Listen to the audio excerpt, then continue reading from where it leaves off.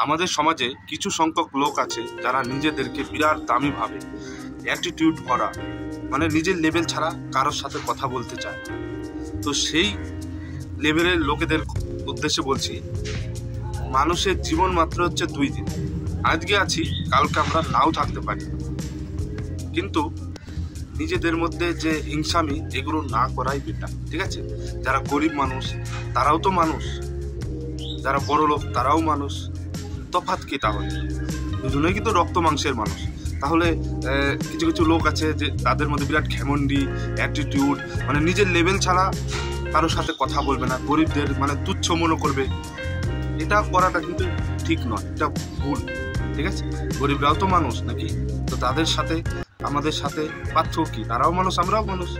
তো পৃথিবীতে যতদিন বেঁচে আছেন আপনারা গরিবদের তুচ্ছ মনে করবেন না, ঠিক আছে? তাদের সাথে ভালো ব্যবহার করবেন, ভদ্র ব্যবহার করবেন, ঠিক আছে?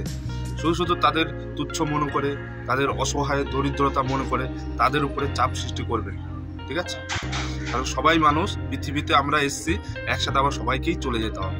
তো যতদিন আমরা বেঁচে আছি কারোর সাথে ঝগড়া বিবাদ না করে একসাথে মিলেমিশে থাকাটাই আমাদের মানুষের উদ্দেশ্য। সবাই ভালো থাকবেন, সুস্থ থাকবেন। ভিডিওটা যদি ভালো লাগে ভিডিওটি অবশ্যই লাইক করে দেবেন আর শেয়ার করে দেবেন।